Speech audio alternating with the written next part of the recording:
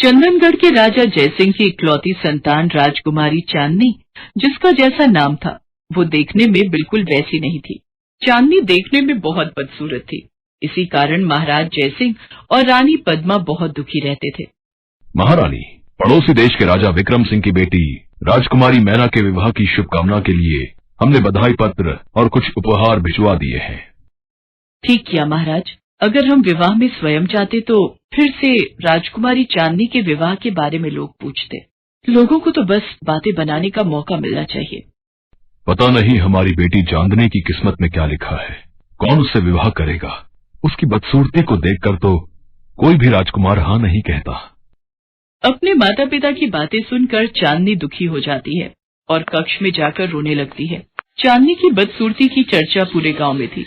जब चांदनी अपनी सखियों के साथ नगर में घूमने के लिए निकलती, नगर के लोग चांदनी के ऊपर हंसते थे और उसकी बदसूरती का मजाक उड़ाते थे।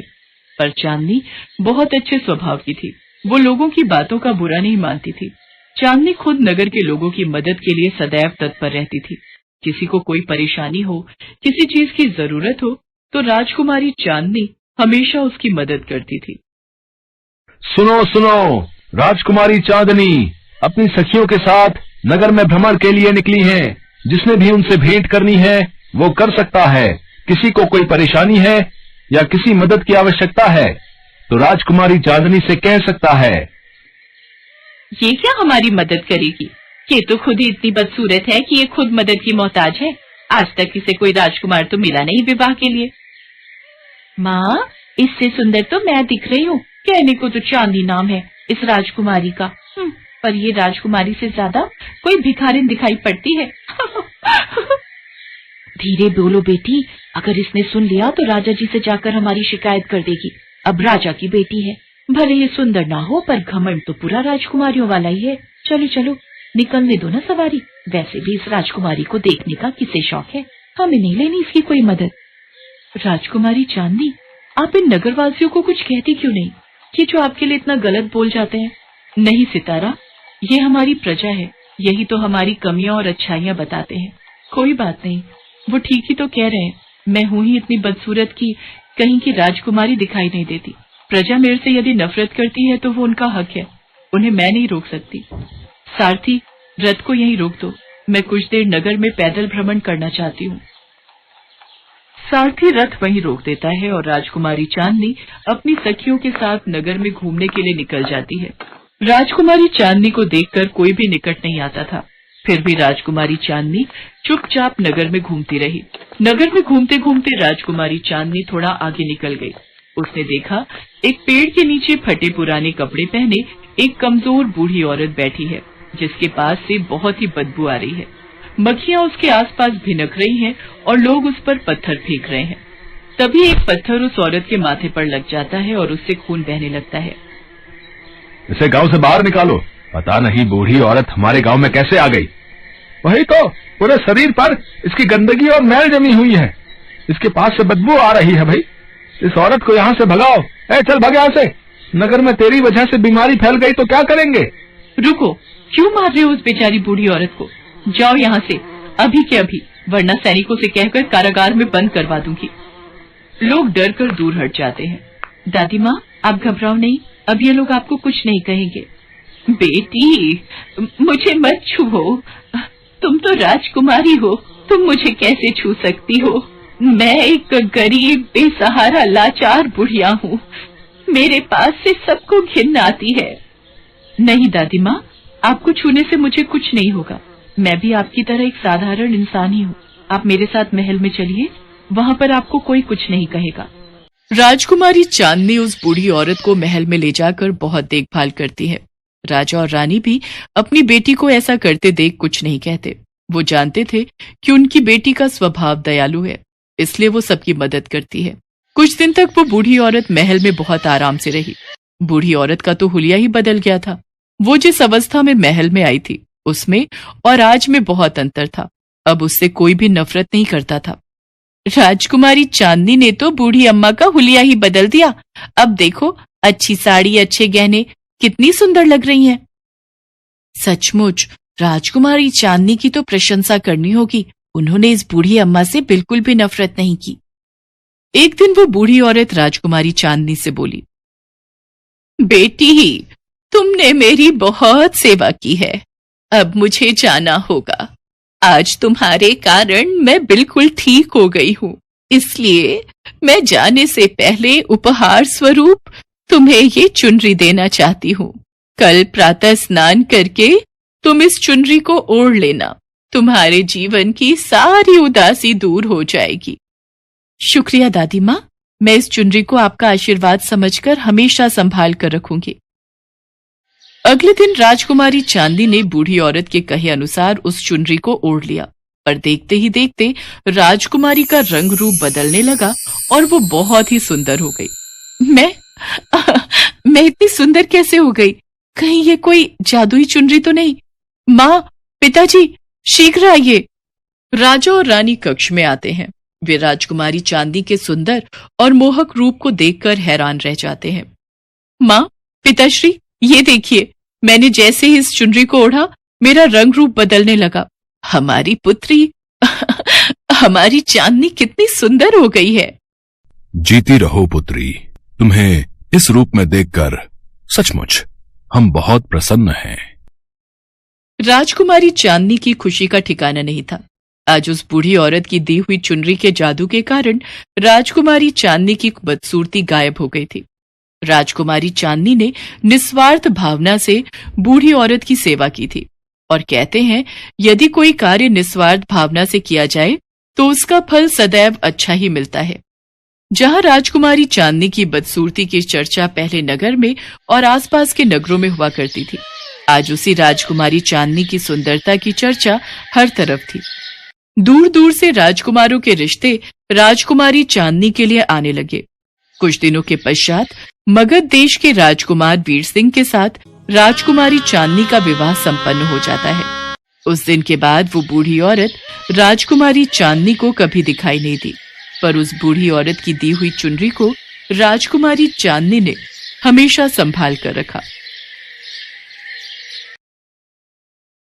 बहुत समय पहले की बात है। विशाल नगर में राजा कृष्णदेव राय राज्य करते थे। उनके पास सब कुछ था, बस एक चिंता थी कि उनके घर कोई संतान नहीं थी। उनकी पत्नी सोमलता भी इस बात से बहुत दुखी थी। एक बार सोमलता अपने बाग में एक तालाब के पास टहल रही थी। वहीं एक सांप एक मेंढक को निगलने के लिए उसके पीछे पड़ा था और मेंढक टर्र टर्र की आवाज से अपने आप को बचाने की कोशिश कर रहा था। अरे, ये इतनी तेज आवाज, ये तो किसी मेंढक के शोर की आवाज है। ये सांप इसे खा जाएगा, मुझे इस मेंढक को बचाना होगा। रानी एक डंडे की सहायता से सांप को डराती है और सांप मेंढक को छोड़कर झाड़ियों में भाग जाता है। शुक्रिया रानी, आज तुमने मेरी जान बचाकर मुझ पर बहुत उपकार किया है, नहीं तो मेरी पत्नी और बच्चे मुझे वापस न लौटा देख बहुत दुखी होते। आज तुमने मेरी जान बचाई है, भगवान करे तुम्हारे मन की इच्छा जल्दी पूरी हो। इतना कहकर वो मेंढक वापस तालाब में चला गया। रानी की तो एक ही इच्छा थी कि उसे संतान सुख की प्राप्ति हो, और मेंढक के कहे अनुसार रानी की इच्छा जल्दी पूरी हो गई और वो गर्भवती हो गई। कुछ समय पश्चात रानी ने एक बहुत ही सुंदर और प्यारी सी बेटी को जन्म दिया। महारानी, हमारी बेटी के नामकरण समारोह में हम दूर दूर के राज्यों में सभी को आमंत्रित करेंगे। इसके अलावा मैं चाहता हूँ हम परीलोक की सभी परियों को अपनी बेटी को आशीर्वाद देने के लिए आमंत्रित करें। ये तो बहुत उत्तम विचार है महाराज। तो ठीक है, मैं दूर दूर के राज्यों में सभी राजा महाराजा को आमंत्रित करने के लिए सेनापति को भेज देता हूँ और परीलोक में भी सबको आमंत्रित करता हूँ। राजा कृष्णदेव राय परीलोक में सभी परियों को आमंत्रित करने चले जाते हैं, पर भूल से वो काली परी को आमंत्रित करना भूल जाते हैं। राजकुमारी के नामकरण संस्कार पर सभी परियां और दूर दूर के राजा महाराजा शामिल होते हैं। काली परी जब सब परियों को वहां गया देखती है तो वो क्रोध में आ जाती है और राजमहल पहुंचती है।